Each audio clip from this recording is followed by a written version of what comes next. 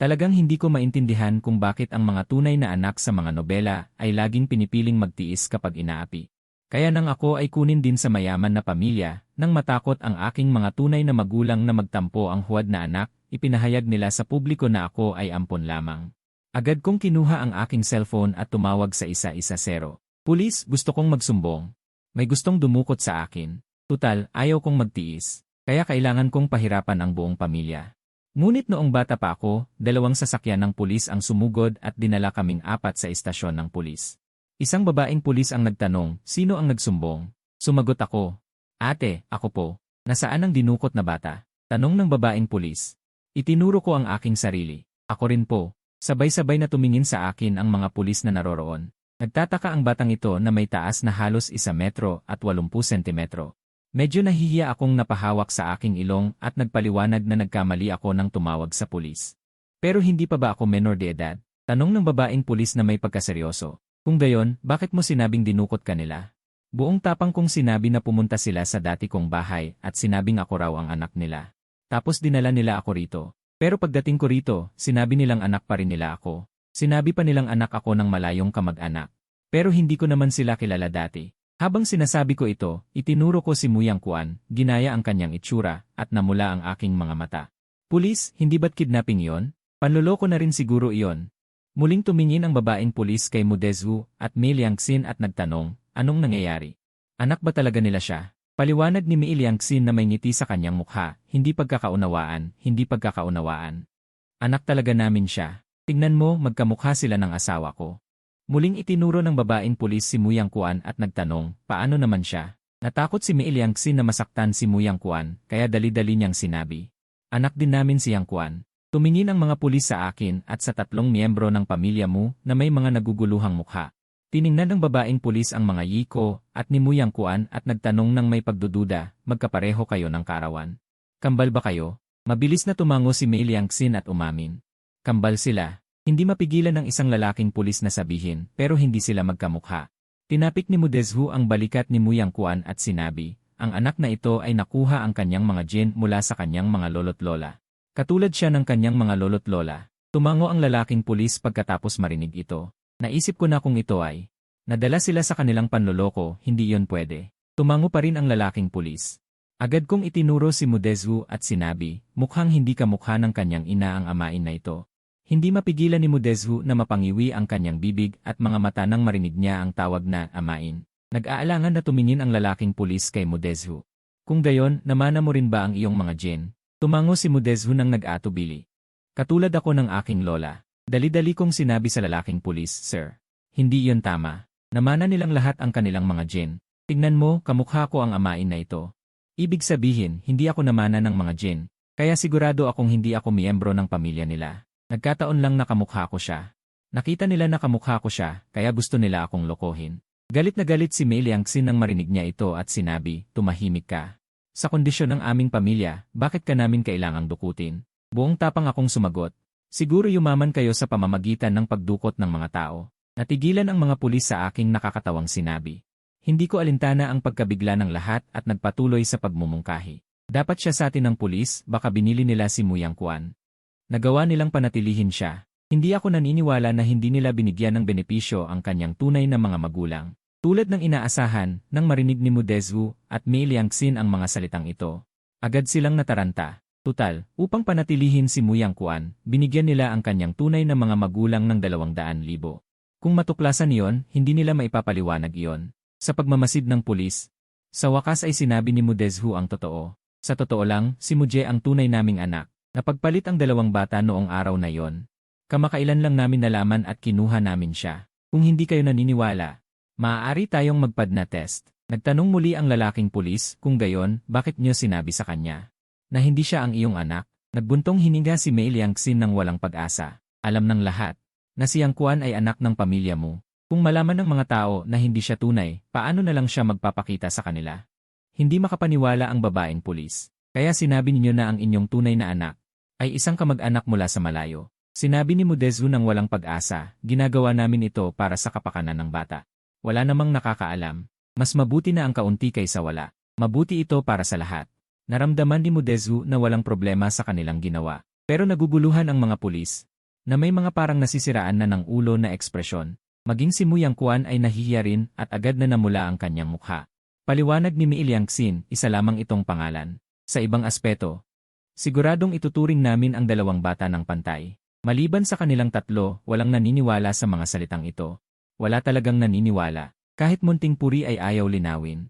Aasahan pa kayang maging patas sila sa akin?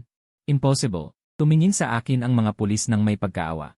Bagaman nagulat ang mga pulis, wala silang magawa sa ganitong usapin. Pinayuhan na lamang nila ako na ayusin ito ng mapayapa. Sa huli, basta na lamang nawala ang usapin. Sa totoo lang, hindi ko naman inaasahan na lubusang malulutas ng istasyon ng pulis ang problema. Pero sa buhay, kailangan ang pagtanaw ng utang na loob. Kung gusto nilang apihin ako, hindi ko rin sila palalagpasin. Hindi pa tapos ang usapin. Bago umalis, si Mu Dezhu, na kanina pa nagpipigil ng galit, ay masamang tumingin sa akin. Agad akong nagsumbong sa pulis. Sinusumpa niya ako, kaya niyang sumpayin ang istasyon ng pulis. Pag-uwi, baka gusto pa niya kaming saktan. Marami nang nakitang kakaibang pamilya ang mga pulis, pero katulad namin ay bihira pa rin. Anong klaseng magulang kayo sa inyong anak? Naisip ng pulis na may punto ako. Binalaan si Mu Dezhu na illegal din ang pananakit ng magulang sa anak. Simulat sa pool, ito ang mali ninyo. Bilang magulang, pag-uwi, bawal saktan ng anak. Tumango na lamang si Mu Dezhu. Magalang pa akong nagbaw at sinabing, ayos lang. Kung sasaktan nila ako, magpapatawag ulit ako ng pulis. Hindi dapat palampasin ang paglabag sa batas. Salamat po, mga pulis. Pagkatapos ng kaguluhang ito, nakakatakot ang katahimikan sa loob ng kotse pauwi. Pagdating sa bahay, bumaba ng sasakyan ang tatlong miyembro ng pamilya Mu at nagkanya-kanya ng lakad. Hindi man lang ako tinapunan ng tingin na nakasunod sa kanila. Sa kanilang mga hakbang, mahahalata na galit sila. Sobra akong nasiyahan. Sinadya ko pang dagdagan, huwag kalimutang palitan ang cellphone ko bukas. Lumingon si Mu Dezhu at sumigaw. Ipinahiya mo ang buong pamilya sa istasyon ng pulis. May mukha ka pa para humingi ng bagong cellphone. Hibit balikat akong sumagot.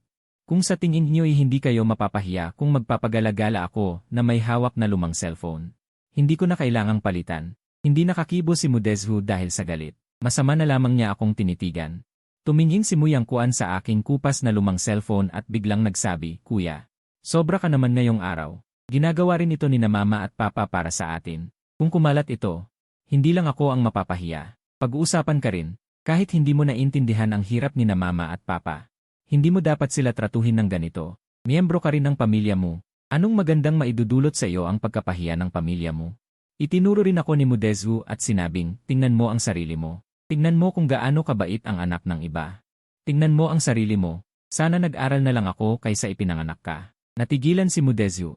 Tiningnan ang mukha ni Mu Yangquan na hindi niya kamukha. Naalala rin niya ang mag-asawang nakita niya ilang oras kanina.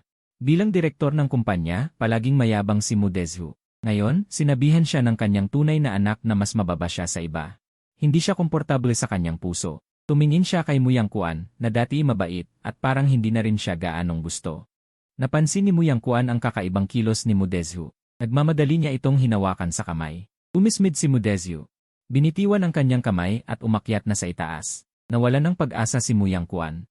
Umiyak siya sa kandungan ni Mi Liangxin. Hinimas-himas siya ni Mi Liangxin ng may pagmamahal, ngunit hindi nakalimutang masama akong tignan.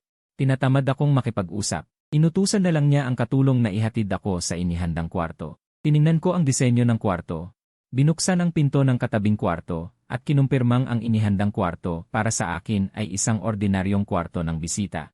Dinagdagan lamang ng isang mesa na tila hindi nababagay. Wala akong pakialam. Maya-maya, isang katulong ang nagdala ng cellphone. Ibinaba ng katulong ang cellphone at binigyang diin. Galit pa rin si Sir at Madam. Mabuti na lang at ipinakiusap ni Young Master Yangquan na ipahatid ko ito. Pagkatapos niyang magsalita, tumayo na lamang siya roon at naghihintay ng aking sasabihin. Wala sana akong balak na magsalita, pero ipinahanap pa rin ni Mu Yangquan sa kanya ang reaksyon ko. Sinabi ko, talagang maalalahanin ngayon si Young Master Yangquan. Ginagawa ang lahat para maging Young Master ng mayayamang pamilya. Sabihin mo sa kanya, ibalik niya sa akin ang buhay na inagaw niya. Kung gayon, tatanggapin ko ang cellphone na ito. Tapos na ang usapan. Natigilan ang katulong. Ipinahanap ni Mu Yangquan sa kanya ang reaksyon ko. Akala niya'y magagalit ako, pero hindi niya inaasahan na nakangiti kong sasabihin ang malupit na salita. Hindi niya alam kung paano babalik at magpapaliwanag. Nang makita niyang hindi pa rin umaalis ang katulong, tiningnan ko siya ng masama. Bakit hindi ka pa umaalis? Naghihintay ka bang magsalita pa ako sa'yo? o naghihintay kang sunduin ka ni Muyang Kuan gamit ang karwahe? Tumakbo agad ang katulong na parabang nakakita ng multo. Hindi pa natatagalan pagkaalis ng katulong, nakarinig ako ng isang malakas na kalabog mula sa isang lugar. Para bang may nabasag na bagay. Hindi rin maganda ang soundproofing ng mansyon na ito. Umismid ako. Kinuha ko ang NSS card, pinalitan, at nakaramdam ng gutom kaya bumaba ako. Sa ilalim ng kakaibang tingin ng mga katulong, kumuha ako ng kakainin. Pagkatapos ng buong araw, hindi ko nakita ang tatlong iyon. Naging maayos naman ako. Malapit na ang pagsusulit sa kolehiyo. Abala ang aso sa pag-aaral sa paaralan at walang oras para inisin ako. Ang paaralan at record ko ay nasa Kingshi Line. Medyo malayo sa sentro ng lungsod. Sa mga huling araw, talagang hindi maginhawa ang pabalik-balik.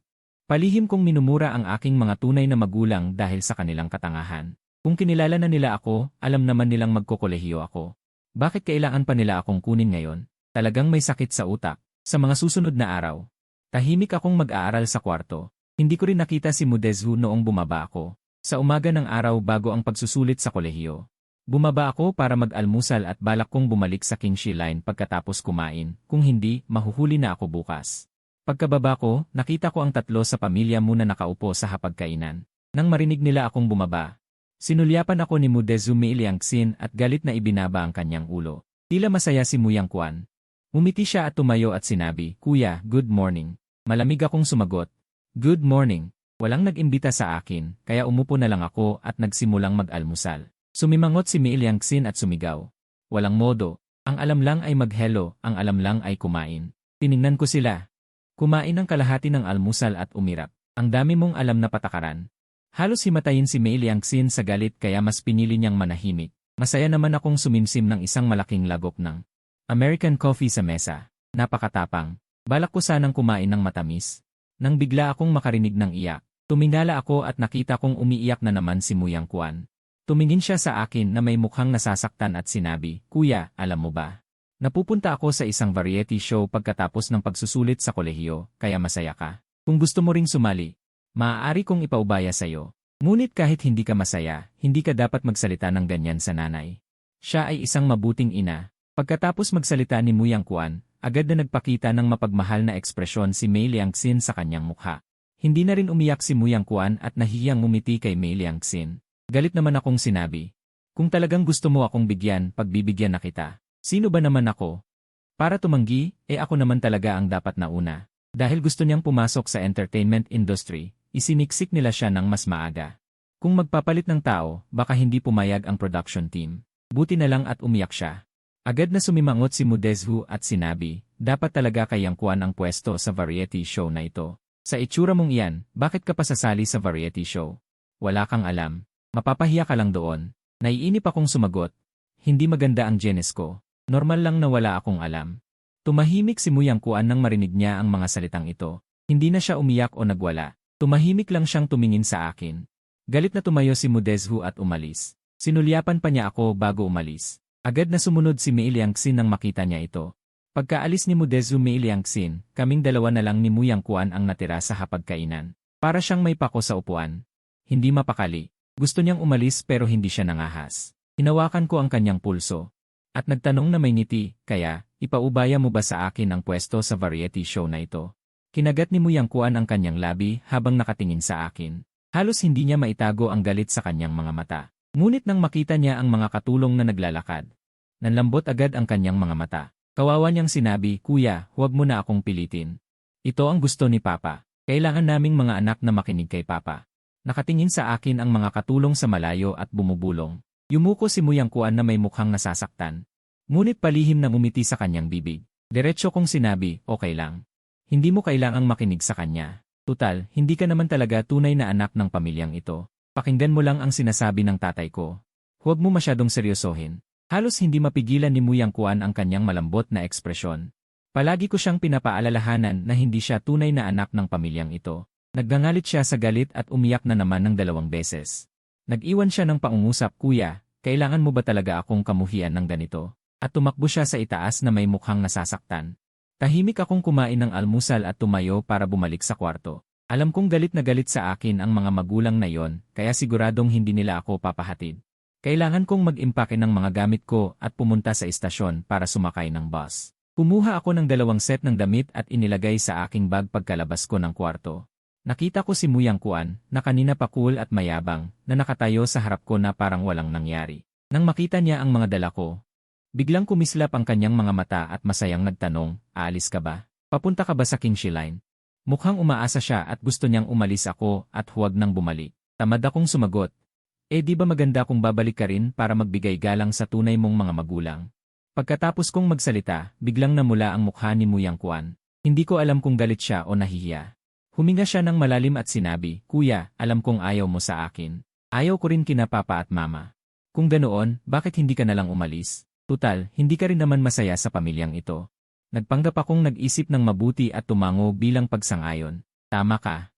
Pero hindi papayag sina mama at papa, di ba? Alam mo naman, ako ang kanilang kaisa-isang tunay na anak na pinakahirap nilang hanapin. Diniinan ko ang mga salitang tunay na anak na nagpangit-ngit ng mga ngipin ni Muyang Kuan. Alam naming dalawa na malamang na gustong-gusto na ni Mu Dezhu at Mi Liangxin na lumayo ako sa kanila. Ngunit sa kabila nito, para lang mapabilis ang pagpapaalis sa akin, ang makulit, kinausap ako ni Muyang Kuan ng mahinahon. "Huwag kang mag-alala. Kung gusto mo, kaya kitang tulungang kumbinsihin sina mama at papa." Tuwang-tuwa akong sumang-ayon. "Ganoon ba? Napakagaling naman. Muyang Kuan, napakabuti mo. Wala naman akong hinihiling na marami. Bigyan mo lang ako ng isang mansyon sa gitna ng syudad at 20 milyong piso. Wala nang higit pa doon. Hindi lang ako alis sa bahay na ito, kaya ko ring tiisin na iwan ang aking pinakamamahal na bansa." Habang sinasabi ko ito, nagpakita ako ng isang napakasakit na ekspresyon. Nakita kong hindi na nakapagpigil si Muyang Kuan. "Bakit?" Bumigkas si Muyang Kuan. "Dahil ako ang anak ng mga Mu." Buong pagmamalaki kong sinabi. Tinitigan ako ng masama ni Muyang Kuan. Hindi pa niya ako nakikitang ganito kakapal ang mukha. Sabi niya na may pangit na mukha, hindi yata ito nararapat. Nag-isip ako at tumango. Parang hindi nga. Ako lang naman mag-isa, hindi ko naman kayang tirahan ang ganoong kalaking mansyon. Gawin na lang nating dalawa. Dagdagan mo na rin ng isang apartment sa gitna ng syudad. Okay na yon. Sa sandaling iyon, gustong-gusto na ni Muyang Kuan na hilahin sina Mu Dezhu at Mi Liangxin. Para marinig nila ang mga sakim at walang hiyang salita ko. Sa kasamaang palad, pumunta si Mu Dezhu sa opisina. At si Mi Liangxin naman ay lumabas para maglibang at magpalamig ng ulo. Binuksan ko ang aking cellphone at tiningnan ang oras, pagkatapos ay itinaas ko ang aking mga labi. Nagpakita ako ng isang napakagandang ngiti kay Mi Liang Kuan. "Pag-isipan mong mabuti. Kung makukumbinsi mo sina mama at papa, sabihin mo sa akin sa lalong madaling panahon. Mas maganda kung pagkatapos ng mga pagsusulit sa kolehiyo. Gusto ko nang makakuha ng pera at tumakas. Para himukin si Mi Liang Kuan. Hindi ko nakalimutang sabihin, hindi mo naman gustong malaman ng lahat ang iyong mga sikreto, di ba?" Hindi ko na ipinagpatuloy pa. Nagpahiwatig lang ako at bahagyang bumuntong hininga sa harap ng aking masamang mukha. Napakasaya ko. Kinuha ko ang aking bag at umalis nang nagmamadali. Iniwan ko si Mi Liang Kuan na nakatayo sa harap ng pintuan ng aking silid, nanginginig sa galit ang kanyang mga kamay. "Napakawalang hiya mo, kuya mo." Sinira ni Mi Liang Kuan ang dingding sa galit, ngunit dahil matigas ang mga kasangkapan. Sinipa niya ito at nasaktan ang kanyang paa. Kaya, ang apoy sa kanyang puso ay hindi lamang hindi nabawasan, ngunit lalong lumala pa. Noong hindi pa ako tinatanggap. Nabubuhay si Mi Liang Kuan nang may pagkabalisa, natatakot na palalayasin siya. Ngunit hindi ko man lang kinailangan na kumilos. Ininis ng taang ito sina mama at papa. Sa aking ugali, malinaw na gusto kong umalis sa bahay na ito. Bakit ko pa kaya hinihiling ang mga ganitong kahilingan? Talagang nag-iisip ng mabuti si Mi Liang Kuan. Pagkatapos, humawak siya sa dingding at dahan-dahang lumingon, ngunit nakita niya akong nakatayo doon sa kanto ng pasilyo. Hindi niya maiwasang maging kinakabahan at nagtanong ng may pag-ingat, "Bakit ka nandito?" Hindi ko pinansin ang kanyang kinakabahang ekspresyon. Kinuha ko ang aking cellphone at binuksan ito, at sinabi kay Mi Liang Kuan, "Bigyan mo ako ng pera." "Bakit?" Ngumiti ako ng masama na may kasamang panunuya sa aking mga mata. "Dahil ang bawat sentimo na ginagastos mo ngayon ay pag-ari ko dapat. Kinuha mo ang buhay na dapat ay sa akin, kaya bakampante ka na at iniisip na ito ay sayo na." Walang masabi si Mi Liang Kuan, at natatakot na rin siya na magkakalat ako ng chismis. Kaya kinuha niya ang kanyang cellphone mula sa kanyang bulsa. Nagpadala siya sa akin ng 20,000 piso. Nang bumaba ako, tumalon pa ako ng 2 beses. Nang makita ito ni Muyang Kuan na sumusunod sa akin, bumulong siya, walang pinag-aralan. Pagkatapos niyang magmura, nagkataong nagtama ang mga mata ni Muyang Kuan sa isang katulong sa ibaba. Agad niyang itinago ang kanyang masamang ekspresyon. Ngumiti siya sa kanya ng malumanay at walang bahid ng kasamaan. Kinuha ko ang 20,000 piso, ngunit pinili ko pa ring sumakay sa mas murang bus. Pagkatapos kong bumili ng tiket sa istasyon, kinuha ko ang 5 pisong natipid ko para bumili ng 3 pisong sorbetes. Masaya akong naghintay na tawagin ang aking tiket para makasakay sa bus. Pagdating ko sa istasyon ng Kinshai County, sumakay ako sa bus diretsyo sa testing site at nagbalak na maghanap ng hotel malapit dito. Kaso, 2 lang ang masasabi kong okay na mga hotel at pareho pang nakabook dahil sa 2 high school sa bayan. Medyo nag-alala ako, nakaupo sa gilid ng kalsada sa tapat ng testing site. Nag-isip ako ng malalim kung pwedeng mag-rent na lang ako ng ilang computers sa internet cafe para magpalipas ng gabi. Ngunit sa sumunod na segundo, tinapos ko na ang planong iyon. Dahil hindi ako makahanap ng matutuluyan, nagpasya muna akong kumain. Pumasok ako sa isang pansitang malapit lang. Bilang isang estudyanteng malapit ng magkolehiyo, umorder ako ng isang bowl ng pansit na may baka para sa sarili ko. Umaasa ako na maging matagumpay ako bukas. Bukod sa akin, may 3 pang mesa ng mga customer sa loob ng pansitan. Sa mesa sa tabi ko, may nakaupong isang maglolo at lola na may mga puting buhok. Inilalagay ng lolo ang mga karne mula sa kanyang bowl. Nang mapansin ko ang atensyon ko sa may-ari ng tindahan sa tapat, ngumiti ako ng bahagya. Lumingon ang matandang lalaki at masayang bumati, "Ikaw pala, iho." Bahagyang naguluhan ako. Hindi ko matandaan na nagkakilala kami. Hindi kaya ito yung modus na nagpapanggap na mahina para magtangkang mangidnap? Nang hindi ako sumagot, nagtaka ang matandang lalaki at nagtanong, "Hindi ba ikaw yung nakita ko sa parke na may gamit na lumang cellphone?" Pagkatapos kong tumingin muli, bigla kong naalala. Hindi ba't siya yung matandang lalaki na nakita ko sa parke isang araw bago ako sunduin ng mga tunay kong magulang? Naalala ko pa na naisip ko noong lumuhod at magpanggap na anak niya para magbago ng apelyido. Nang maalala ko yon, agad akong ngumiti ng magalang. Bumati ako, "Magandang araw po." Ngumiti naman ang matandang babae at nagtanong, "Bakit wala kang pasok ngayon, anak?" Sumagot ako ng tapat, "Bukas na po ang exam ko." Nagulat ang matandang babae, "Bukas na ang exam mo? Bakit ka kumakain pa rin sa labas? Nasaan ang pamilya mo?" Sa wakas, nagkaroon ako ng pagkakataong magreklamo. Hindi ako nag-atubiling ikwento ang mga kakaibang ginawa ng 3 miyembro ng pamilya ko. Itinago ko rin na mayaman kami. Detalyado akong magkwento kaya parang nagsasalaysay ako. Tuwang-tuwa ang matandang lalaki at babae, at kahit ang may-ari ng tindahan ay umupo rin para makinig dahil walang ibang customer. Napahanga ko ang 3 matatanda na halos 200 taon na ang edad. Pagkatapos kong magkwento, mukha silang nagulat at natuto ng bagong bagay. Nasiyahan ako sa kanilang reaksyon. Hindi makapaniwala ang matandang babae. Ibig sabihin, ayaw sa'yo ng mga nagpalaki sa'yo, kaya ibinigay ka nila sa tunay mong mga magulang. Pero ang tunay mong mga magulang ay gusto lang ang anak ng mga nagpalaki sa'yo. Tumango ako ng mariin. Opo, kung ganun wala kang matutuluyan. Diretso magsalita ang matandang lalaki. Bigla akong napahinto. Kahit matanda na si Lolo, bakit nakakasakit pa rin siyang magsalita? Matigas kong sinabi, hindi ko gusto pumunta sa kahit alin sa 2 pamilyang yon. Nagtanong muli ang matandang lalaki, "Saan ka titira sa mga araw na may exam ka?" Napilitan akong sumagot, "Pwede akong mag-hotel." Sumingit ang may-ari ng tindahan, "Mahirap maghanap ng hotel ngayon. Hindi ba sa King Shino Isa High School ang exam mo? Lahat ng hotel malapit doon ay okupado ng school." Bahagya akong nag-alala. "Nga, kung hindi, sa motel na lang ako." Sumimangot ang matandang babae. "Ano ba yan? Ang pangit ng mga motel. Paano kakain ang bata? Paano kung sumakit ang tiyan niya habang may exam? Napakahalaga ng exam, di. Dapat gampanan ng mga magulang ang kanilang obligasyon kahit man lang sa panahon ng exam, di."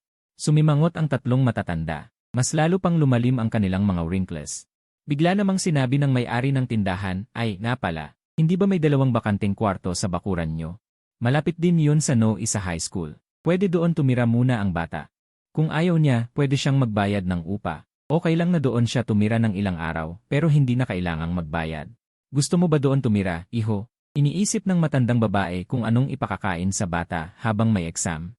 Masaya akong nakikipag-usap sa 2 matatanda at sa may-ari ng tindahan. Pero nang mapunta ang usapan sa ganito, hindi ko maiwasang mag-isip ng kung ano-ano. Nag-aalala kong nagtanong, "Baka balak niyo akong kidnapin?" Tumawa ng malakas ang may-ari ng tindahan. Pagkatapos tumawa, itinuro niya ang labas ng tindahan at sinabi, "Paglabas mo, kumanan ka. Wala pang 100 metro. Police station na." Pulis ang anak ng 2 matanda. "Pwede mo silang dalhin sa istasyon ng pulis at magpakape sa anak nila." Sumang-ayon ang matandang lalaki. "Kung ayaw mo, tatawagan ko ang tiyahin mo para pumunta rito." Sakto rin na oras na ng hapunan. Nahihiya akong tumawa. "Haha! Sobra lang akong nagbabasa ng balita, kaya natatakot akong makidnap. Mabait na sinabi ng matandang babae. Dapat maging maingat ang mga bata. Pagkatapos mong kumain, sasama kita sa istasyon ng pulis para makita ang anak ko. Hindi na po kailangan. Umiling ako. Iginiit ng matandang babae, kailangan mong maging kalmado bago ang exam di. Kaya pagkatapos kong kumain, sa unang pagkakataon sa buhay ko, sinalubong ako ng mga pulis sa istasyon. Hindi ko inaasahan na ang anak ng matanda ay walang tutol sa balak ng kanyang mga magulang. Hindi siya nagalit nang malaman na pinagdudahan ang kanyang mga magulang. Sa halip ay pinuri niya ako at sinabing, "Mahusay na mayroon kang pag-iingat. Magaling, nasaan po ang nanay ko?" Nakakahiya talaga ito, pero kailangan kong sabihin, ngayon talagang kampante na ako. Pagkarinig na malapit na ang pagsusulit ko bukas, tinanong ako ng pulis na nagtimpla ng tsaa, "Anak, ano ba ang mga grado mo? Halika, sabihin mo ng malakas kay Tio, makakapasa ka ba sa Kinyuan North?" Dumaan ang isang hanay ng uwak sa aking noo. "Pulisi, ako po ay buong gabing. Kahit may kayakap na 20 kilong Gaokao Zongzi, ay hindi ko rin mangangarap ng ganito. Kaya ako, nang may buong integridad." Sumagot ng napakalakas, "Hindi. Gusto ko lang sanang magbiro." Natahimik ang pulis na gusto akong biruin. Ang batang ito ay masyadong prangka. "Kung hindi kaya, hindi kaya. Talagang sinabi mo pa ng malakas." Bahagya siyang umiwi. Pagkatapos biglang kumaway. Sumigaw siya papunta sa direksyon ng water dispenser. "Xiao Zhang, baka gusto mong bigyan ng tubig ang bata." Pagkatapos sumigaw, sinabi niya sa akin, "Ang iyong kuya Xiao Zhang ay isang henyo noong siya ay nasa paaralan. Taon-taon siyang nagbabahagi ng karanasan sa pag-aaral. Magdasal ka ng husto sa huling minuto. Kahit bahagyang sipain ka ng bodha, makakapasok ka sa sikat na paaralan." Ang tinutukoy niyang kuya Xiao Zhang ay katatapos lang magsalin ng tubig. Wala na siyang ganang uminom. Sino ang mag-akala na kahit nagtatrabaho na siya, kailangan pa rin niyang gawin ang mga tanong sa high school? Kailangan bang bumagsak ang bata sa pagsusulit? Dahil sa pag-unawa at pagmamalasakit sa isang estudyante. At dahil walang masyadong importanteng bagay na kailangang gawin, tahimik lang ang lahat sa istasyon ng pulis. Hindi nila ginambala si Kuya Xiao Zhang at ako. Pagkatapos kong dumikit kay Kuya Xiao Zhang ng istasyon ng pulis at magdasal ng 5 oras, marami pa rin akong natutunan. Maraming mga konsepto na halos malimutan na sa aking alaala, biglang naging nakakagulat na buhay. Sa panahong ito, ginamit ko ang perang kinulimbat ko mula sa asong pastol upang bumili ng milk tea para sa akin at sa mga tao sa istasyon ng pulis. Bumili ako ng milk tea bilang pasasalamat. Bagamat tinanggap nila ang milk tea, ibinalik din nila ang pera sa akin. Kaya ipinalagay ko na lang na nakapagpasalamat na ako. Ang matandang lalaki at matandang babae ay umuwi na kanina pa. Natutunan ko sa istasyon ng pulis na ang anak nilang babae ay malapit ng mag-uwian at sumama kay Aling Lin pauwi. Ang anak ni Aling Lin ay nasa unang taon na ng high school ngayong taon. Ngunit hiwalay na siya noong nakaraang taon. Ang anak at bahay ay sa kanya. Ayaw lang niyang tumira sa bahay ng kanyang dating asawa. Kaya bumalik siya ngayon sa bahay ng kanyang mga magulang. Pagka-uwi, inayos na ng katiwala at Lola Lin ang aking silid. Medyo nahihiya ako. Noong mga nakaraang araw lang, nag-iisip ako na magparehistro sa kanilang pamilya. Ngayon, nakatira na ako sa kanilang bahay. Hindi man kami pamilya, ngunit sa 3 henerasyon na ito, nakaramdam ako ng pangmatagalang init. Hindi ko na ito naramdaman mula nang mamatay ang aking ama sa realidad at mag-asawa muli ang aking ina. Sa hapagkainan, si Linyan, ang anak ni Aling Lin, ay sumusulyap sa akin paminsan-minsan. Hindi ko alam kung gaano nakatagal akong tinitingnan. Sa wakas, nang lumingon ang mga nakatatanda para magsandok ng kanin, tinanong ni Linyan, "Gusto mo bang maging artista?" Medyo nagulat ako. Ang batang paslit na ito ay nag-isip ng matagal para lang itanong ito. Nang makita niyang hindi ko masyadong maintindihan. Paliwanag ni Linyan, "Sa tingin ko maganda ang iyong itsura. Bagay kang maging artista." Habang sinasabi ito ni Linyan, mayroon lamang purong pagtataka sa kanyang mukha. Ako rin ay nagtataka. "Ang pangarap mo ba ay maging isang talent scout?" Magbubukas pa lang sana ng bibig si Linyan nang marinig kong sinabi ni Lolo Lin kay Linyan nang may pagkadismaya. "Huwag kang magpakatanga katulad ng iyong tiyuhin." Naalala ni Lolo Lin ang tawag na natanggap niya sa parke ilang araw na ang nakalipas. Sumasakit ang ulo ni Lolo Lin, sumagot ng masunurin si Linyan at yumuko para kumain. Lumingon naman si Lolo Lin sa akin ng dahan-dahan at nagmadali, "Kumain ka na. Kumain ka ng mabilis at magpahinga ng maaga. Magpahinga ka para maging maayos ka bukas." Ginaya ko rin ang masunuring anyo ni Linyan at sinabi ng masunurin, "Okay." Pagkatapos kumain, hinila ko si Linyan at pinabalikan ko sa kanya ang mga konsepto ng unang taon ng high school. Tiningnan ako ni Linyan, ang kuya na mag-i-exam bukas. Mayroong pagkabigla at takot sa kanyang mukha. Kailangan bang walang paghahanda ang taong ito? Kinabukasan, umulan ng mahina sa labas. Dahil malapit lang, hindi ko kailangang gumising ng maaga. Nakapagpahinga ako ng husto. Pagkagising at pagkatapos kumain ng almusal, pumasok na sa trabaho si Aling Lin. Pinilit ako ni Lolo Lin at Lola Lin na ihatid ako sa lugar ng pagsusulit. Kahit anong pagtanggi ko, hindi ko sila mapapayag. Sinabi ng dalawang matatanda na, hindi maganda kung walang maghahatid. Malapit lang daw ang bahay ni Lin sa lugar ng pagsusulit, pero tag-ulan pa.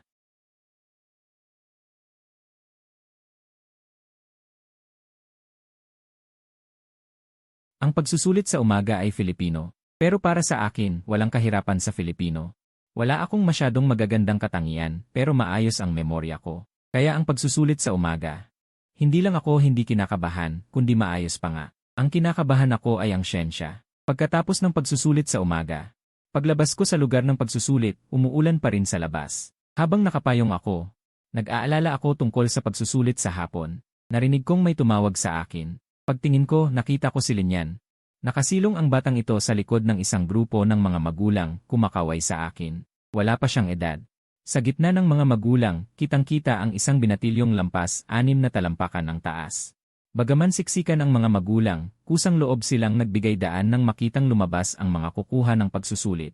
Habang dumadaan sa mga magulang, may nagtanong, "Iho, mahirap ba ang pagsusulit?" Pagkasabi nito, sinaway siya ng ibang mga magulang. "Bakit mo naman sinasabi yan? Nakakadagdag ka lang ng pressure sa bata." Agad humingi ng paumanhin ang naunang magulang. "Ay, pasensya na, pasensya na. Mali ang nasabi ko. Iho, tiyak na hindi mahirap ang pagsusulit, di ba?" Napangiti ako. "Hindi naman. Mas mahirap pa nga yata maging magulang." Pagkalabas ko sa karamihan, tinanong ko siksing yan, "Umuulan, bakit ka pa pumunta? Hindi ba't sinabi ko sa iyong huwag mo na akong sunduin?" Naguguluhang sumagot siksing yan, "Hindi ah. Hindi ako umuwi." Balak sana niyang umuwi, pero naisip niyang pag-uwi niya.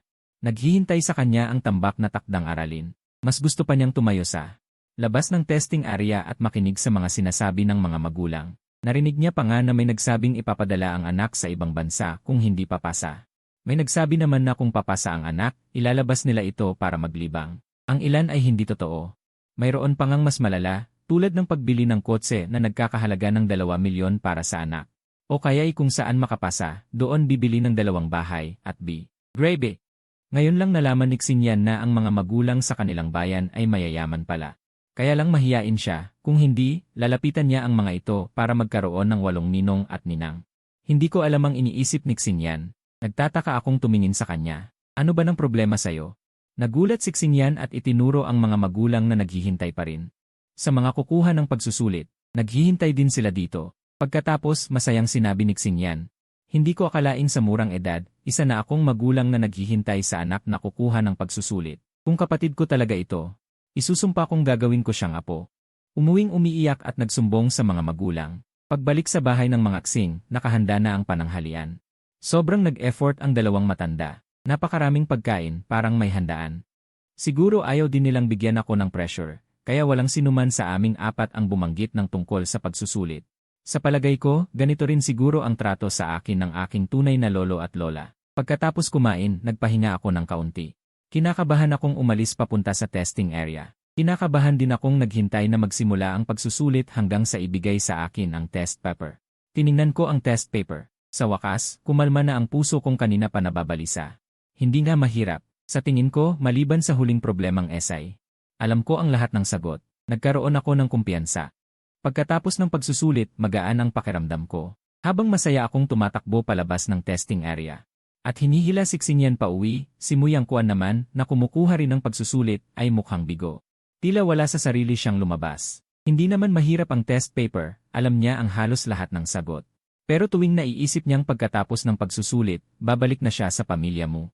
Nanghihina si Muyang Kuan. Gusto rin niyang maging masigla para harapin ang pagsusulit, pero nitong mga nakaraang araw, hindi niya maiwasang isipin ang mga sinabi ko sa kanya bago ako umalis. Kung hindi siya papayag sa gusto ko, sasabihin ko ba na hindi siya ang tunay na anak? Pero tuwing naiisip niyang kailangan niyang ibigay sa akin ang napakaraming pera at bahay, nanggigil siya sa galit. Sinisisi pa nga niya ang kanyang mga magulang. Kung hindi nila ako kinuha, wala sanang ganito. Sa kanya pa rin sana ang lahat. Habang nag-iisip, kumalma si Muyang Kuan. Napagdesisyonan niyang mag-focus muna sa pagsusulit at saka sabihin ang lahat sa kanyang mga magulang pagkatapos. Pero habang nag-iisip, hindi niya maiwasang isipin kung maayos ba ang pagsusulit ko. Paano kung mas mataas ang makuha ko kaysa sa kanya? Tuwing naiisip niyang malalagpasan ko siya, nagigising ang diwa ni Muyang Kuan at nagiging alerto. Kaya sa unang bahagi ng pagsusulit, wala sa sarili si Muyang Kuan, pero sa ikalawang bahagi, sinikap niya. Pero nang matapos niya ang unang problemang essay, nawalan siya ng pag-asa. Alam niya ang sagot, pero mali ang huling sagot. Tinitigan niya ang huling sagot at biglang nawalan ng isip. Hindi niya alam kung saan siya nagkamali. Para hindi magsayang ng oras at hindi matapos ang ibang problema, kinailangan ni Muyang Kuan na magpatuloy. Pero alam niyang may mali sa nauna niyang sagot. Paano kaya magiging komportable si Muyang Kuan? Para siyang may tinik sa puso. Kinakabahan si Muyang Kuan habang sinasagutan ang mga sumusunod na problema.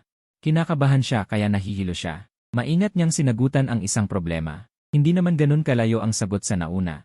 Pero hindi sigurado si Muyang Kuan. Nagduda na siya sa kanyang sagot sa bawat problemang sinasagutan niya. Habang nagdadalawang isip, lalong nag-ingat, ngunit lalong naghihinala. Kaya naman si Muyang Kuan ay naglaan ng maraming oras sa bawat tanong, at habang tumatagal, lalong hindi siya mapakali at hindi na rin makapagsulat sa sagutang papel hanggang sa huli. 10 minuto na lang bago ang oras ng pagpasa, hindi nagalaw ni Muyang Kuan ang huling malaking tanong, hindi pa siya nagkaroon ng oras para balikan ang unang tanong. Kaya naman kinopya na lang niya ang lahat ng dating sagot sa sagutang papel. Nang tumunog ang kampana ng pagpasa, 2 salita lang ang nasa isip ni Muyang Kuan. Tapos na, talagang tapos na. Bumagsak siya sa pagsusulit. Kung noon pa, hindi talaga alintana ni Muyang Kuan kung makapasa siya sa isang magandang unibersidad sa kolehiyo. Tutal, ang kanyang panimulang punto ay katapusan na ng maraming tao. Ngunit iba na ngayon. Ngayon, lumitaw na ako. Hindi rin naman siya anak ng pamilya mo. Hindi kaya dahil mas mahusay ako ay hindi na siya mamahalin ng mga magulang niya. Sa isip na yon, nakaramdam ng labis na lungkot si Muyang Kuan. Hindi pa man siya nakakalabas ng gate ng testing center. Umiiyak na siya. Isang sulyap lang ng mga magulang na naghihintay sa labas ang sapat na para malaman nilang hindi maganda ang naging resulta ng pagsusulit ng bata. Pagkasakay ni Muyang Kuan sa sasakyan, hindi na niya napigilan ang kanyang sarili at umiyak ng labis. May gustong sabihin si CJ. Ngunit pagkatapos niyang mag-isip, wala siyang sinabi. Buong biyahe, nagdadalamhati si Muyang Kuan. Ngunit nang malapit na sila sa bahay, pinunasan ni Muyang Kuan ang kanyang mga luha. Naisip niya, hindi bale kung hindi siya nakapasa sa pagsusulit na ito. Bawiin na lang niya sa susunod na pagsusulit para tumaas ng kaunti ang kanyang marka. Sa sandaling ito, nasa kumpanya pa si ama mo. Dahil sa ulan, hindi nakapamasyal si ina mo para uminom ng tsaa. Para hindi mahalata ni ina mo na umiyak siya. At malaman na hindi siya nakapasa sa pagsusulit, si Muyang Kuan ay tumakas pabalik sa kanyang silid na parang magnanakaw. Nakakainis lang dahil kinabukasan ay pagsusulit sa Ingles. Hindi nakatulong ang kapalaran. Kahit na magaling siya sa Ingles.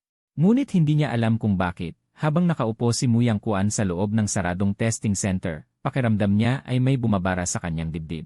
Hindi siya makahinga, kasabay ng mga tunog na parang tinnitus, halos napalampas niya ang buong listening comprehension section ng pagsusulit. Nang matapos ang listening comprehension, tuluyan nang nataranta si Muyang Kuan. Nanginginig na umalis si Muyang Kuan sa testing center. Alam niyang bumagsak na naman siya sa pagsusulit. Ang aking presensya ay naging isang katotohanan sa isip ni Muyang Kuan at pinahihirapan si Muyang Kuan. Ang hindi pagpasa sa pagsusulit sa kolehiyo ay hindi ang pinakamahalaga. Ang pinakamahalaga ay kung mas mataas ang makukuha kong marka kaysa sa kanya. Anong gagawin ko? Si Muyang Kuan ay nag-isip ng maraming bagay habang nakaupo sa sasakyan. Hindi niya namalayan na nakarating na sila sa bahay ng mga mu. Pagkatapos niyang hindi makapasa sa matematika kahapon, natatakot si Muyang Kuan na tanungin siya ni na ama mo at ina mo kaya nagpanggap siya na magre-review. Hindi na rin siya kumain ng hapunan. Ngayon, balak ni Muyang Kuan na gayahin ang kanyang ginawa dati at lihim na pumunta sa kanyang silid. Ngunit hindi niya inaasahan na pagkapasok pa lang niya sa bahay, nakasalubong niya si ina mo. Nang makita ni ina mo si Muyang Kuan na umuwi pagkatapos ng pagsusulit, natural na tinanong siya ni ina mo bilang magulang, Yang Kuan, kumusta ang pagsusulit mo? Sa pagkarinig ni Muyang Kuan sa sinabi niya, biglang nagbago ang kanyang ekspresyon. Ngunit hindi rin siya nangahas na sabihin ang totoo. Nag-isip ng mabilis si Muyang Kuan at nagdesisyon sa kanyang isip. Pinaningning niya ang kanyang mga mata, pinamula ang kanyang mga mata, at pagkatapos ay tumingin kay ina mo na may nakakaawang ekspresyon. Inay, pasensya na. Maaaring bumagsak ako sa pagsusulit. Sa una ay nagtatanong lang si ina mo. Kahit na ang alam lang niya ay mamasyal at uminom ng tsaa, kasama ang mga mayayamang ginang, hindi niya pinapakialaman ang pag-aaral ni Muyang Kuan. Ngunit alam niya na ang mga marka ni Muyang Kuan sa paaralan ay medyo maganda. Kaya naniniwala siya sa kaibuturan ng kanyang puso na hindi naman gaanong masama ang magiging resulta ng pagsusulit ni Muyang Kuan. Nang marinig niya si Muyang Kuan na nagsabing bumagsak siya sa pagsusulit, nagulat si Inamu at hindi makapaniwala. Bumagsak? Paano ka bumagsak? Mahirap ba ang English? Pinahid ni Muyang Kuan ang kanyang mga luha na nagpapakita ng isang hitsura na gusto niyang sabihin, ngunit hindi niya kayang sabihin, natatakot na pagalitan siya ni Inamu. Kaya naman pinigilan niya ang kaunting galit na hindi pa lumalabas sa puso ni Inamu at pinakiusapan pa siya ng mabuti. Yang Kuan, okay lang. Walang problema kung hindi ka nakapasa sa pagsusulit. Sabihin mo kay inay. Ano ba talaga ang nangyari? Nagsaya si Muyang Kuan sa kanyang puso na nagpapakita ng isang nakakatakot na ekspresyon at nataranta na sinabi, Inay, huwag mong sisihin si Kuya. Si Kuya, hindi ba sa Kingsi County nag-aaral si Kuya? Ano ang kinalaman ni Kuya? Bagaman nagtataka siya sa kanyang puso, pagkarinig niya sa pangalan ko, kusang kumunot ang noo ni Inamu. Naging masama rin ang kanyang ekspresyon. Ano ang kinalaman niya dito? Sabihin mo sa akin ng malinaw. Pagkatapos, si Muyang Kuan ay nagpakita ng isang hitsura na gustong magsalita, ngunit hindi talaga mapigilan. Sinabi kay Inamu ang lahat ng ginawa ko bago ako umalis. Sa araw na natapos ang pagsusulit sa kolehiyo, sabay kong inaayos ang aking mga gamit at sumasakit ang ulo ko. Gusto kong ibalik ang upa sa bahay ni na Lolo Ksing at Lola Ksing.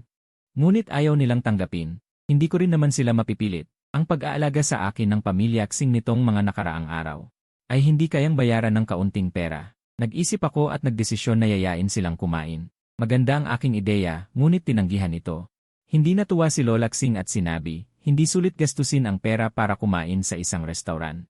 Kung may gusto kang kainin, sabihin mo kay Lola. Lulutuin ito ni Lola para sa iyo sa bahay. Kaya nanatili ako sa pamilya Ksing ng isa pang gabi. Saktong linggo kinabukasan, maaga pa lang ay hinila ko na si Xinye papuntang palengke para mamili. Matapos kong alamin kay Xinye ang mga gusto ng lahat sa pamilya, binili ko ang mga pagkain gusto nila at bumili rin ako ng hipon na gusto ko. Habang pauwi mula sa palengke, palihim akong sinulyapan ni Xinye ng ilang beses at tila may gusto siyang sabihin. Gusto kong magpanggap na walang nakikita pero parang may gusto siyang sabihin. May daladalang mga pinamili si Xinye.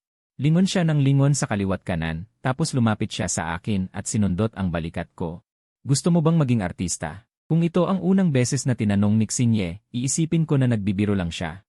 Pero ito na ang pangalawang beses na tinanong ni Xinye, kaya medyo nagtataka ako. Basta ko na lang ba gustuhin at magiging artista na ako? Ano ba, gusto mo akong maging manager at i-sign ako? Nang marinig ito, biglang nagliwanag ang mga mata ni Xinye. Pwede kang maging artista kung gusto mo. Masyadong kampante ang sinabi niya, kaya bigla akong nagka-interes. Bakit? Pero matapos sabihin ni Xinye na basta, hindi na siya nagsalita kahit anong tanong ko. Ang alam ko lang ay ang kanyang pagtawa. Hanggang sa tanghalian, nang nakaupo na ako sa hapagkainan, saka ko lang nalaman ang dahilan. Ang direktor ng programang sasalihan ni Muyang Kuan, ang Tsi Kabataan ay kasalukuyan, ay nagngangalang Xincheng, at ang Xincheng na ito ay walang iba kundi anak ng Lola Ksing ni Xinye. Kabataan ay kasalukuyan ang programang ito. Ang mga guest ay mga estudyanteng katatapos lang mag-high school. 6 ang guest at kalahati sa kanila ay artista. Napili na ang mga artistang guest pero sa mga ordinaryong estudyante. Nahihirapan si Xincheng.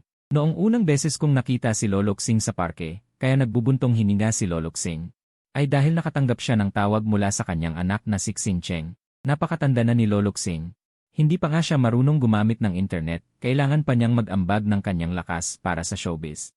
Kaya naman siya nagbubuntong hininga. Pero pagkaraan ng ilang araw, pagkatapos kong makabalik sa pamilya mo, gumastos ang pamilya mo para makuha si Muyang Kuan ng isang pwesto bilang guest. At si Xincheng naman ay nagpareserba ng isa pang pwesto. Kulang na lang ang huling ordinaryong guest. Sa una, hindi balak ni Lolo Ksing na pansinin ang kanyang anak. Pero dahil nabanggit ito ni Xinye, at sinabi ko rin sa kanila ang sitwasyon sa aming pamilya, naisip ni Lolo Ksing na bagay ito sa amin. Bukod pa rito, may bayad ang pagsali sa Rie Show, di ba? Mas maganda pa ito kaysa sa pagtatrabaho tuwing summer, mas maganda kaysa sa pagsama ng loob sa pamilya sa bahay, di ba? Bilang ordinaryong tao, hindi gaanong malaki ang bayad ko sa pagsali sa Rie Show. Pero may isang magandang bagay. Bilang ordinaryong tao, hindi na kailangang hatiin ni Lolo Ksing ang bayad sa kung sino man. Kaya hayon sa isang iglap. Madali kong nakuha ang tiket para makasali sa Rie Show na ito nang walang ginagastos na kahit isang sentimo. At kumikita pa ako. Sa pag-isip na yon, bigla kong naisip na ang pamilya mo ay pawang mga hangal. Hindi ko man lang kausap si Xincheng sa WeChat, isinama pa ako ni Lolo Ksing sa kanilang family group chat. Hindi ko pa nga nakikita si Xincheng na pagdesisyonan na agad ang tungkol sa Lee Show. Pagkatapos kumain ng tanghalian, nagpaalam ako sa pamilya Xing at umalis pabalik sa lungsod ng Yongqing. Tapos na ang high school exams, oras na para harapin ang unos. Habang hindi pa nagsisimula ang taping ng Lee Show. Hayaan niyo muna akong samahan ang pamilya mo. Pagkapasok ko pa lang sa gate ng mansyon ng pamilya mo, nakita ko ang isang katulong sa hardin na nagdidilig ng halaman. Binitawan niya ang pandilig at tumakbo papasok sa mansyon. Inayos ko ang aking sarili at alam ko na. Ang mga sinabi ko kay Muyang Kuan bago ako umalis ay dapat na nakarating na kay Mufu at Mumu. Kalmado akong naglakad papasok sa mansyon. Pagpasok ko, nakita ko ang buong pamilya muna nakaupo sa sofa at naghihintay sa akin. Para silang naghahanda para sa isang paglilitis. Bago pa ako makapagsalita, sinigawan na ako ni Mumu. Alam mo pa palang bumalik? Bilisan mo at humingi ka ng tawad kay Yang Kuan. Humingi ng tawad? Ano bang klaseng hamak na tao si Muyang Kuan para hingan ko ng tawad? Umisi ako. Galit na galit si Mumu. May mukha ka pa talagang magtanong. Kung hindi mo niloko si Yang Kuan. Hindi sana bumagsak si Yang Kuan sa exam nang marinig ko ito, bigla kong naliwanagan. Kaya pala bumagsak siya sa exam. Ayos lang iyan. Hindi ba't kasalanan niya yon? Bakit siya matatakot? Kahit basura siya, hindi ba't nariyan kayo para i-recycle siya? Si Muyang Kuan na namumula ang mga mata. Matapos marinig ang mga salitang ito, napuot sa akin. Maging ang kanyang mga tingin sa akin. Ay may bahid ng put. Natatakot siyang mahuli ang emosyon sa kanyang mga mata, kaya umiyak siya ng mas malakas. Protektado ni Mumu ang kanyang anak. Umiiyak ang kanyang minamahal na anak, kaya hindi siya maaaring hindi magalit. Galit siyang nagsabi, isa kang masamang nilalang. Ngayon lang ako nakakita ng ganito. Hindi ko alam kung bakit hindi mahal ni Mumu ang kanyang tunay na anak, pero nagawa pa rin niyang sabihan. Ako, na isa lamang ampon ng masamang nilalang. Tiningnan ko ng malamig si Muyang Kuan at mumisi ng may pangungutya. Tapos, mayabang na nagtanong sa pamilya mo, gusto mo na bang mamatay? Kung gusto mong mamatay, sabihin mo ng diretsyo, hindi ako magte-take advantage. Ngayon na tayo dito. Magpapakamatay tayong lahat. Sulit pa rin naman kahit papaano. Pero masasabi ko pa ring maganda ang operasyon. Pagkasabi ko nito, tahimik ang lahat. Walang nag-akala na masasabi ko ang ganitong kabaliwan. Gulat na tanong ni Mufu, ano? Malamig akong ngumiti. Ano, hindi ka nakakaintindi ng Mandarin? Sa wakas, binagsak ni Mufu ang mesa. Sa lakas ng impact, natakot si Muyang Kuan at yumakap kay Mumu. Galit na galit si Mufu. Nanginginig ang kamay niya at sinigawan ako, walang galang. Bakit mo kinakausap ang nanay mo ng ganyan? Kalmado ako sa harap ng galit na si Mufu. Tiningnan ko ang mga mata ni Mufu at mahinang nagtanong, masakit ba ang kamay mo? Akala ni Mufu ay nag-aalala ako sa kanya, kaya medyo nawala ang galit niya, pero sa totoo lang. Seryoso akong nag-aalala kung masakit ba ito. Kaya nang makita ko sa kanyang ekspresyon at nanginginig na kamay na masakit na ito. Napanatag ako. Bahagya kong itinuro ang direksyon ni Mumu at magaan na sinabi. Hindi ba't sinabi niya na isa akong hayop? Paano mo asahan na may sasabihin ang isang hayop na maganda? Napatahimik si Mufu at dahan-dahang ibinaba ang kamay niya. Akmang sasabihin niya. Hindi yon ang ibig sabihin ng nanay mo pero narinig niya ang boses ko. Tama ba ako, matandang hayop? Natakot si Mumu at Muyang Kuan at napatingin sa akin. Sino ang naglakas loob na magsalita kay Mufu ng ganoon sa pamilya mo? Nakita kong akmang babagsakin ni Mufu ang mesa, kaya malamig kong tanong. Hindi na ba masakit ang kamay mo? Hindi na naibagsak ni Mufu ang mesa. Itinuro niya ako. Pero ibinaba rin niya ito. Lumabas na ang mga ugat sa noo niya dahil sa galit at sa wakas ay nagbitiw siya ng matinding salita. Sa itsura mong yan, nangangarap kang makuha ang ari-arian ng pamilya mo. Sinasabi ko sa'yo, wala kang makukuha kahit isang sentimo sa bahay na ito. Nang sabihin ni Mufu ito, tuwang-tuwa si Muyang Kuan, halos hindi niya maitago ang kanyang nasaktan na ekspresyon. Tumango ako ng kalmado. Naiintindihan ko. Hindi ko akalain na ayaw mo akong umalis. Para hindi ako umalis sa bahay na ito, nakayanan mong pigilan ang iyong sarili bilang isang mayaman. Ayaw mo akong bigyan ng kahit isang sentimo. Dahil ayaw mo akong umalis, hindi kita bibigyan. Huwag kang mag-alala, basta't nandito ako sa bahay na ito. Walang sinuman ang magiging masaya maliban sa akin. Dahil sa mga salitang ito, mas nagalit si Mufu at sumigaw siya. Umalis ka. Umalis ka sa bahay na ito. Ituring kong wala akong anak na tulad mo. Lumapit ako sa kanilang tatlo, basta na lang ibinato ang bag ko. Sa isang silya sa tabi, at umupo ako sa braso ng silya, nakayapak ang isang paa sa sahig. Habang nakabitin ang isa, mayabang kong sinabi, sige. Magbayad kayo. Galit na galit si Mufu, imposible. Ngumiti ako, kung gayon, isang salita lang din ang masasabi ko, imposible. Pinapunta mo ako rito, tapos paalisin mo ako. Ano ba ako sa'yo? Sumingit din si Muyang Kuan, "Kuya, huwag mo nang galitin si nanay.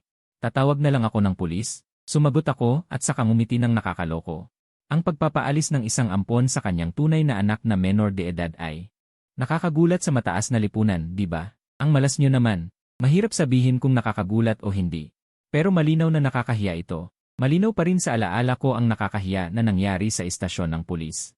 Para kay Mufu na mahalaga ang reputasyon, hindi niya makakayanan ang sakit na ito. Tinitigan niya ako ng masama. "Hindi ka maglalakas loob." "Tama ka. Maglalakas loob ako. Dahil sa pagiging matigas ko." Hindi alam ni Mufu kung ano ang gagawin. Hindi niya ako pwedeng hayaang tumawag ulit ng pulis. Para maibunyag ang kahihiyan ng pamilya. Dahil nahawakan na ang kahinaan nila, ang dating mataas na tatlo. Kailangan nilang magtiis. Kaya nagtapos ang paglilitis na ito sa aking panalo. Para akong isang nagtagumpay na general, bitbit ang bag ko, at umakyat sa hagdan ng hindi lumilingon. Sobrang nakakapagod ang mga pagsusulit nitong mga nakaraang araw. Magpapahinga ako para mabawi ang nawala kong lakas. Pagkagising ko, gabi na. Kinamot ko ang aking nagugutom na tiyan. Bumangon ako para maghanap ng makakain, nakapamulsa habang naglalakad pababa. Nakita kong walang pagkain sa mesa, nagkunwari akong walang nakita at umupo sa silya, pagkatapos ay sinabi ko sa katulong na kalalabas lang mula sa kusina. "Gusto kong kumain." Inirapan ako ng katulong pero may nag-utos pa rin sa kanya. Ang prinsipyo ko sa buhay ay simple lang, mamatay na lang o kaya'y gawing komportable ang buhay ko. Pero ayoko pang mamatay ngayon, kaya hindi ako papayag na hindi ako pakainin. Tumayo ako at pumasok sa kusina, nakita kong wala ni isang pagkain, kahit yung mga gulay na nasa ref dati. Na punong-puno ay wala na. Nakakabuwisit. Salamat sa karanasan ko noong mga nakaraang araw. Sa paghahanap ng pagkain sa kusina, alam ko na kung saan ko hahanapin. Binuksan ko ang aparador ng mga plato, kumuha ako ng isang plato. At basta ko na lang ibinagsak sa sahig. Ang pira-piraso ng porselana ay tumama sa marmol na sahig, na lumikha ng malutong at malakas na ingay. Naging mga pira-piraso sa sahig, na umakit ng maraming tao sa loob at labas ng bahay. Ang mga mata ko ay puno ng panunukso, meron na ba ngayon? Natigilan ang katulong sa ingay ng pagbasag ko ng plato. Dahil hindi nagsasalita ang katulong, kumuha ako ng isang plato, at ibinagsak ko ito ng malakas. Ang mga pira-piraso ay sumabog sa pintuan ng kusina, tumama sa mga binti ng mga nanonood, na nagdulot sa kanila na umatras. "Ngayon, meron na ba?" Nagulat ang katulong, at nagising sa kanyang pagkatulala. Naalala niya ang iniutos ng amo niyang lalaki, pinilit niyang sabihin, "Wala." Pagkatapos niyang sabihin iyon, agad kong itinapon ang natitirang 3 plato sa sahig, at kumuha naman ako ng mga disk. Naglaro ako ng parang frisbee sa kusina, binabato kung ano ang matamaan ko, naging magulo ang kusina. Habang winawasak ko ang kusina, at wala nang mapagtapakan, dumating ang amo na nagmamadali. Tumingin siya sa kalat at hindi na nakapagpigil, sinabi niya sa akin, "Muje, huwag ka namang sumobra." "Sumobra?" Tumawa ako ng mahina, sinabi ko na hanggat nandito ako sa bahay na ito. Walang sinuman ang magiging masaya maliban sa akin. Kung hindi mo matagalan, bayaran mo ako para umalis. Pagkatapos kong sabihin iyon, tumingin ako sa katulong na nauna at mumiti. Nang sobrang inosente, "Gusto mo pa bang ituloy?" Tumingin ang katulong sa amo. At dahil wala itong sinabi, pinilit niyang sabihin, "Ang gulo-gulo na ng kusina dahil sayo. Bakit hindi mo pa ayusin?" Walang nagawa ang mga katulong kundi pumasok sa kusina at nagsimulang maglinis. Pagkatapos ng mahigit kalahating oras, sa wakas ay nakakain na rin ako at natagpuan ko ang bagong libangan sa gabing iyon. Kaya simula sa gabing iyon, araw-araw na lang may naririnig na basag sa bahay ng mga mu, parang nagdiriwang ng bagong taon. Akala ko, magpapatuloy ang gulo ko sa pamilya mo hanggang sa sumali ako sa isang reality show. Pero tumagal lang ang ganitong buhay ng 3 araw. Ibinasag ko ang isang antigong florera sa mansyon ng mga mu. At ipinasuot ko ang isang mamahaling kwintas ng alahas ni Ginang Mu sa aso ng kapitbahay na si Wangkay. Sa wakas, hindi na nakapagpigil ang mansyon ng mga mu at si Ginang Mu. Galit na galit sila at parang gusto nila akong kainin ng buhay. Nakatayo sa tabi nilang dalawa si Muyang Kuan at hindi umiimik. Galit na sinabi ni Emu, "Tignan mo ang itsura mo ngayon, anong mga kalokohan ang ginawa mo nitong mga nakaraang araw?" Hinawi ko ang aking buhok na magulo dahil sa galit. At walang pakialam na sinabi, "Wala akong magawa. Hanggat nandito ako sa bahay na ito, hindi ko mapigilan ang sarili ko na gumawa ng mabuti." Naalala ni Ginang Mu ang kanyang kwintas na alahas na nagkakahalaga ng mahigit 2 milyon na ipinasuot sa isang aso, kaya lalo siyang nagalit. "May gana ka pang sabihin na gumagawa ka ng mabuti, isa kang gulo. Bakit hindi mabuti ang ginagawa ko?" Pagkatapos kong sabihin yon, sumakit ang dibdib ni Ginang Mu dahil sa pag-ugali ko, nagsimula siyang umungol. Galit na sinabi ni Emu, "Hindi ka ba pwedeng tumahimik kahit kaunti? Hindi, maliban kung bayaran niyo ako para umalis sa bahay na ito. Kung gusto mong umalis, umalis ka. Gusto mo ng pera? Huwag kang managinip. Nagkibit balikat ako. Kung ganon, wala akong magagawa. Magtitiis na lang tayo, tutal marami naman akong oras. Sino ba naman ang mag-aakala na mamalasin kayo at ipinanganak niyo ako? Dahil ipinanganak ako sa bahay na ito. Kailangan kong magkaroon ng parte sa mga ari-arian ng pamilya, kung hindi, walang usapan. Pagkatapos kong sabihin yon, tumalikod ako para umalis. Tumingin si Yemu sa likod kong hindi nag-aalangan at galit na sumigaw, wala kang puso, suwail ka. Pinaghirapan ko ang lahat ng pera sa pamilya, kung kanino ko gusto ibigay, ibibigay ko. Huwag kang umasa na makakakuha ka kahit isa. Pagkatapos marinig yon ni Muyang Kuan, sumaya siya sa kanyang puso. Dalawa lang silang anak sa pamilya mo kung walang mapupunta sa akin. Ibig sabihin, mapupunta lahat sa kanya. Tuwang-tuwa si Muyang Kuan sa pag-iisip na yon, gusto niyang sabihin ang ilang magagandang salita. Para makuha ang pabor ni Yemu. Pero nakita niya akong nakatingin sa kanya nang may masamang tingin. Kaya natakot siya at yumuko para magkunwari na maayos. Umiwas ako nang may pangungutya. Itinuro ko si Muyang Kuan at tinitigan ang mansyon ni Mu, nagtatanong, ganoon ba? Wala akong dapat asahan kahit isa. Sino ang mag-aakala? Siya. Bago pa makasagot si Mufu, nagtanong ulit ako. Kung alam mo mula sa simula na hindi siya ang iyong anak, palakihin mo ba siya? Gusto mo bang ibigay sa kanya ang iyong ari-arian? Hindi ba't ang lahat ng mayroon siya ngayon ay dahil sa simula pa lang ni? Inangkin na niya ang aking pagkakakilanlan. Isang bagay na hindi gusto kahit ng aso. Ang sunod-sunod kong tanong ay hindi inaasahan ni Mufu. Itinuwid niya si Muguang Zeng, tumitig sa akin ng ilang sandali. Pagkatapos ay lumingon siya upang tingnan si Muyang Kuan sa tabi niya. Si Muyang Kuan na malakas ay nakaramdam ng hindi maipaliwanag na gulat sa kanyang puso at kahit ang kanyang boses ay hindi sinasadyang nanginginig.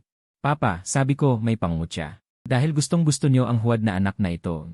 Bakit hindi niyo nalang gamitin ang pera para lutasin ako bilang problema? Tutal, hindi naman kulang sa pera ang pamilya mo, di ba? Hindi ba? Ito ay si Mumu na tila nakabawi na mula sa kanyang pagkabigla. Hila-hila ang kamay ni Mufu, asawa ko, hayaan na lang natin siyang umalis, hindi ko na talaga siya kayang kontrolin. Si Muyang Kuan din ay nasa gilid, namumula ang mga mata at mahinang sumisigaw, Papa. Sa pakiusap ni Mumu at Muyang Kuan, si Mufu ay bumuntong hininga, na tila sumuko na, magkano ang gusto mo? Bahagya kong tinaas ang aking kilay. Iniisip ko pa rin kung hindi ito gagana, maaari kong hayaan si Mufu na magsabi ng kasinungalingan. Ngunit sino ang nagpaubaya sa kanya? Kaya ang kasinungalingan na ito ay hindi ko hahayaang mangyari. Nagtanong ako pabalik, hindi ba sinabi ni Muyang Kuan sa inyo ang aking presyo? Sa sandaling sinabi ko ang mga salitang ito, si Mumu, na kanina pa ay nagpapayo kay Mufu, ay biglang